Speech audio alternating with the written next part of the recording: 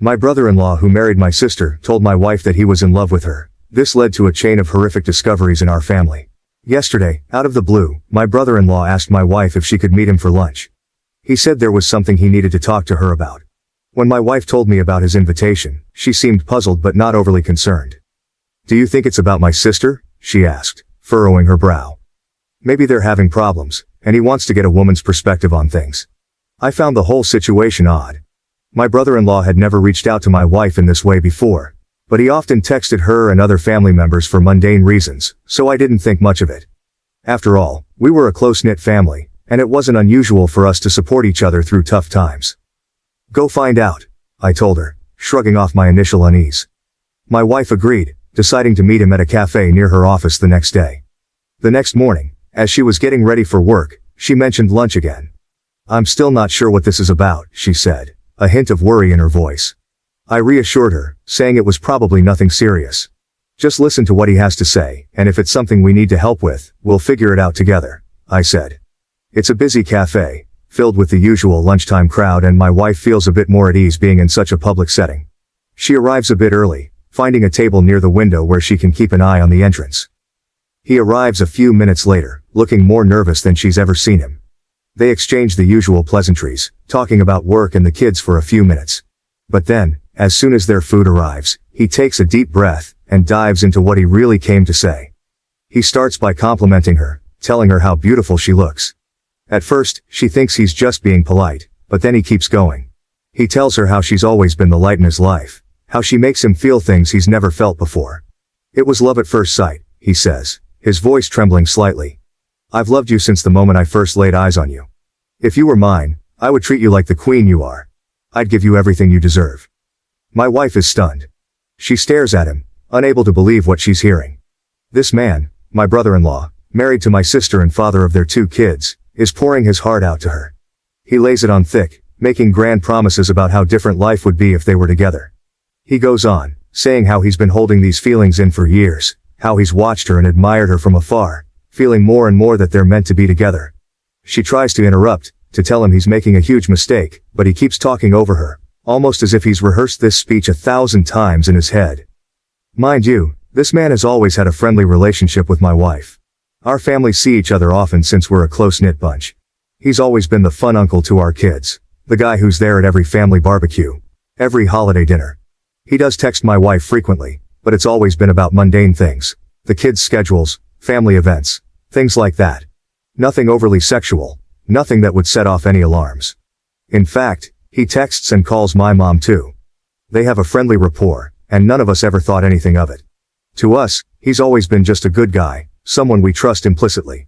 So to hear my wife recount this to me is like a punch to the gut. My wife doesn't let him finish. She stands up, her chair scraping loudly against the floor, and walks out. She's shaking as she calls me, telling me everything that just happened. While she's on the phone with me, the texts from him start. First it's apologies. He didn't mean it. He thinks it's only infatuation. He's sorry for making her uncomfortable. But the damage is done. She leaves work early to come home and talk to me about this, her phone buzzing incessantly with his calls and messages. I tell her to answer one of his calls, to put him on speaker so I can hear. He's crying, begging her not to tell my sister. He keeps saying it was a mistake, that he misread signals, that he thought she felt the same way. Apparently, when we were together this past weekend, he thought my wife was flirting with him, that they had a moment alone in our kitchen where he felt a connection. My wife is a major ballbuster, and I suppose I can see how that can be taken as flirting, but this is beyond anything we could have imagined. He asks if she told me, and I answer yes, as I'm on speaker.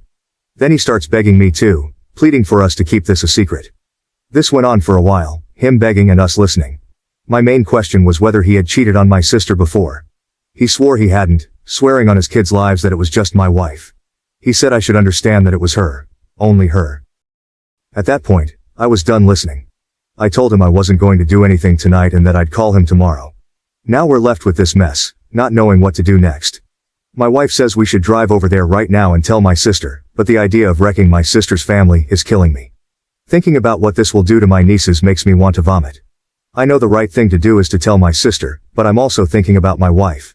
It's not her fault, but there's sure to be resentment from my family. Even if my sister doesn't divorce him and they reconcile, I can't see how we'll ever be together again like we were before, if at all. This whole episode can tear my family apart. I don't give a shit about him. He tried to destroy my family, but I do care about everyone else. Update. So everyone that told me last night that I couldn't wait to tell my sister was right. A little after 12, I got a call from my sister. She sounded upset and said she had to tell me something. My heart sank as she explained that her husband, my brother-in-law, had come to her in tears, claiming my wife had tried to begin an affair with him. He spun a tale where my wife was the instigator, trying to shift the blame entirely onto her. I could hardly believe what I was hearing. I immediately told my sister that wasn't the case and assured her I would be right over. This situation needed to be addressed face to face, not over the phone. I hung up and, with a sense of urgency, called my parents. I woke my mother and father, explaining what was happening in quick clipped sentences. My father was furious. My mother sounded shocked, but resolute. They agreed to head over to my sister's house to sit with her kids, offering the support she would desperately need right now. Next, I called my younger brother. He groggily answered, confusion turning to alarm as I filled him in. He promised to come over to our place and stay with our kids, ensuring they wouldn't be left alone during this turmoil. His calm, steady presence would be a comfort to them. Meanwhile, my wife was already gathering her things, her face pale and drawn. She was dreading the confrontation, but knew it was necessary. We left the house in a hurry, the drive to my sister's place feeling longer than it actually was. The silence in the car was heavy, both of us lost in our thoughts. When we arrived, the scene was even more tense than I had imagined. My sister is out on the front porch with my brother-in-law when we get there. He looks beaten, eyes downcast, his posture slumped in defeat. He knows we have the texts and voicemails, the undeniable proof of his betrayal. I really don't know what he was hoping to accomplish by calling my sister in the middle of the night with his lies. Maybe he thought he could get ahead of the story, twist the narrative to save himself, but it was a futile effort. As we walk up to them, the tension in the air is palpable. My wife is trembling, her face a mask of controlled anger and hurt. She hands my sister her phone without a word. My sister takes it, her hands steady but her eyes burning with a mix of fury and pain. She scrolls through the texts, her expression hardening, with each one she reads. Then she listens to the voicemails, the damning evidence of his declarations, and her refusals. Before she can say anything, my brother-in-law starts sobbing. This is a man who runs into burning buildings, who faces danger daily without flinching. Seeing him like this, broken and vulnerable, is jarring. His cries are deep and guttural, raw with regret and fear. It's a scene that's almost surreal. A big tough firefighter brought to his knees by his own actions. My sister's face remains impassive, a mask of stern resolve. She's always been tough, but right now, she's unyielding. She waits for him to finish, her silence more powerful than any words. When he finally quiets down, still hiccuping with the remnants of his sobs, she speaks. Pack a bag and go, she says, her voice cold and clear. I can't stand to look at you. He tries to argue, to plead his case, but she's having none of it. Stop it, she snaps, cutting through his words. There's nothing you can say that will make this better. She turns away from him, walks over to my wife, and pulls her into a hug. It's a moment of solidarity between them, a small comfort in the middle of this nightmare. They've been friends since college, and the strength of their bond is evident. It's a relief to see that despite everything, they're standing together. This leaves me standing with my brother-in-law. He's a wreck, his face red and swollen from crying, his shoulders slumped. He looks at me, his eyes pleading for some kind of understanding or forgiveness, but I have none to offer. He tries to speak, his voice cracking, but I cut him off. You need to leave, I say firmly. This is your mess. You need to deal with the consequences. He nods, defeated, and slowly makes his way inside to pack his things. My sister stays with my wife, the two of them talking quietly, leaning on each other for support. The rest of the night is a blur of conversations and plans. We all rally around my sister, helping her figure out what to do next, how to protect her kids from the fallout. My sister begins questioning my wife, trying to understand why her husband thought any of this could possibly work out. He must have had some reason to believe she reciprocated his feelings. My sister insists that there hadn't been any issues in their marriage, everything had been normal. My wife is crying at this point, tears streaming down her face as she tries to make sense of the situation. There's nothing you haven't seen, she says, her voice shaking. She hands my sister her phone again, and together they painstakingly go through every text message sent over the past 2 years. They read each one carefully, looking for any hint of inappropriate behavior, but there's nothing there. My wife was just being herself. She has a playful personality, always joking around and teasing. It's part of what makes her so lovable and approachable. My brother-in-law has a similar sense of humor, and they've always teased each other in a lighthearted, harmless way. She does the same with my mom and my younger brother. It's just how she interacts with people. The only incident my wife can think of that might have been misconstrued happened this past weekend. She recounts it, trying to pinpoint where things went wrong. They were all together at our place, and she and my brother-in-law both reached for the fridge at the same time.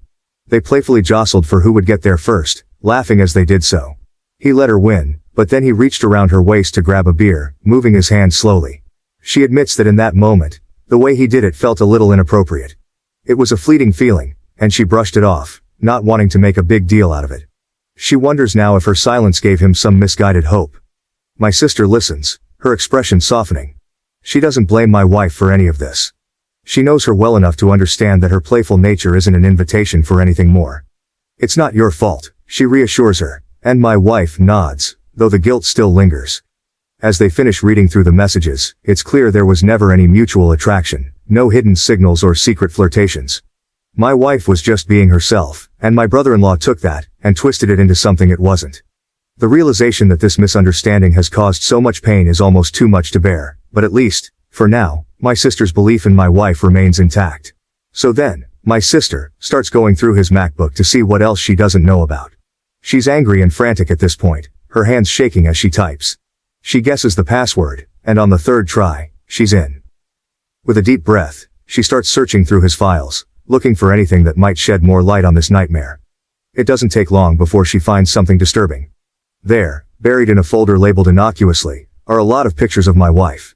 They date back years, and what's more unsettling is that they're always isolated shots, just her, never in group settings or candid family moments. My sister clicks through them, her anger turning into a cold, creeping horror. One set of photos stands out. A few years ago, we went on a couple's trip to the Caribbean. It was a rare vacation without the kids, and my wife, feeling more relaxed in the adults-only environment, had worn a bikini. She usually doesn't, preferring more modest swimwear, but this time she had felt comfortable enough to do so. There were probably 50 pictures of her in that bikini, each one taken without her knowledge. My sister's face pales as she scrolls through them. It's clear he's been secretly snapping these photos for years, collecting them obsessively. The realization that he's been harboring this fixation, lurking in the shadows of family events, sends a shiver down her spine. Does this now enter restraining order territory? She wonders aloud, her voice barely above a whisper. This has taken a creepy turn, far beyond what any of us had imagined. The boundary between inappropriate and outright disturbing has been crossed. She calls us over, showing us the pictures. My wife gasps, her hand flying to her mouth in shock. She had no idea he was doing this, no inkling of his obsession. My sister, her anger now tempered by a deep sense of betrayal, starts talking about next steps. Legal action, protection for her kids, and a restraining order. All possibilities that need to be considered now. We're all reeling from this new discovery. The man we thought we knew, who we trusted as a husband, a father, and a brother-in-law, has shown a side of himself that's dark and disturbing. It's not just a matter of infatuation anymore, it's something far more insidious. Unfortunately, the mess continues. My sister agreed to talk to her husband last night and let him explain himself. She was determined to get the full story and decided to involve my wife directly to ensure there would be no lying or half-truths. They set up a FaceTime call with my wife, and I listened in off camera, my heart pounding with a mix of anger and dread. My sister, ever thorough, recorded the entire conversation for good measure. As soon as the call began, the tension was palpable.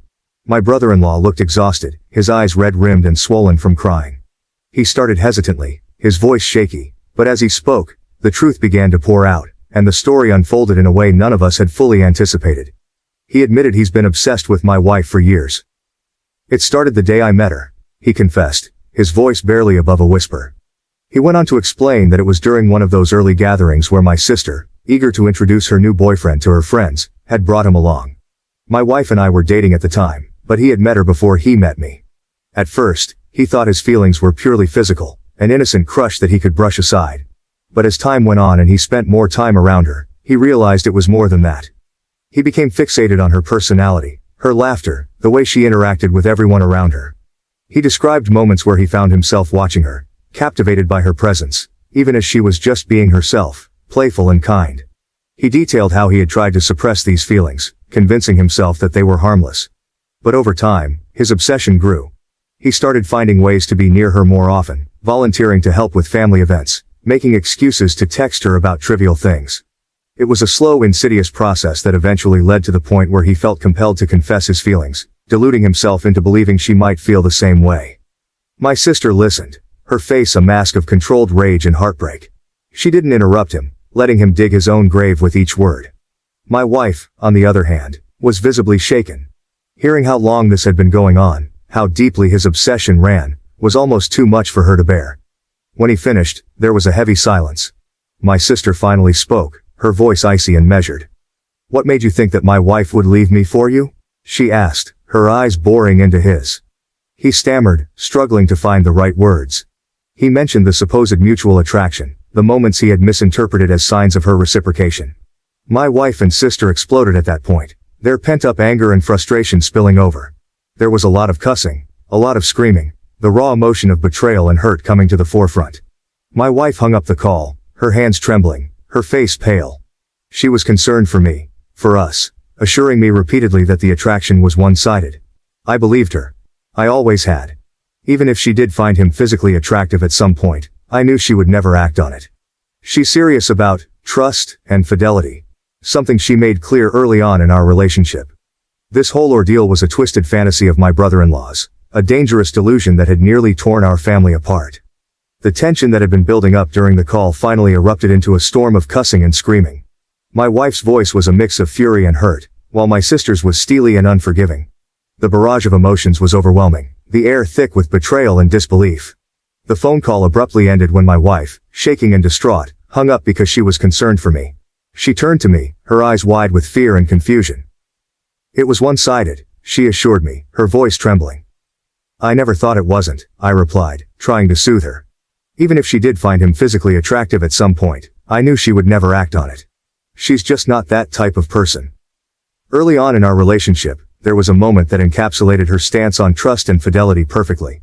I remember watching her one morning as she was dressing, admiring her without saying a word. She noticed, gave me a teasing smile and asked if I liked what I saw. But then her expression turned serious, almost cold. "Never fuck up," she said, her tone leaving no room for misunderstanding. "Or you'll never see this again." She meant every word. My wife is serious about trust. Once it's broken, it's almost impossible to mend. As I sat there, replaying the chaotic scene in my mind, I couldn't help but reflect on my brother-in-law.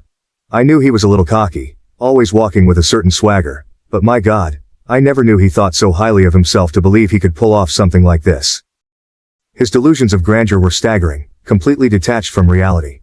I talked to my sister later on, once the initial shock had started to wear off and we could speak more calmly. She was resolute, determined to protect her children from the fallout of her husband's actions. She told me she would be contacting a lawyer first thing Monday morning to see what steps she could take to limit his exposure to their kids. She wanted to ensure that they were shielded from as much of this mess as possible. "As far as I'm concerned, he's detached from reality," she said, her voice steely with resolve. Her concern was no longer about saving her marriage but about safeguarding her children and maintaining a semblance of stability for them. Anyway, my brother-in-law returned home yesterday, not because my sister wants him back but because she can't legally stop him. Despite the turmoil and the clear betrayal, he has the right to be in the house until the legal proceedings move forward. The atmosphere is tense and uncomfortable, filled with unspoken words and palpable resentment. They are done, and I think he realizes that now. There's a hollow look in his eyes, as if he understands that any hope he had of salvaging their marriage is gone. The lawyer tells my sister that since my brother-in-law's behavior over the past few days has been documented, there is a good chance she will be granted full custody of the kids. The texts, voicemails, and the disturbing cache of photos all paint a clear picture of his obsession and instability.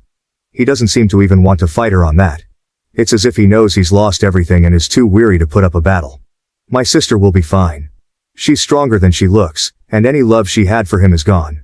She moves through the house with a determined air, her focus now entirely on her children and their future. She doesn't seem to be broken up about it. Rather, she looks like someone who's finally seen the truth and is ready to move forward. The kids don't know what happened yet. They sense something is wrong.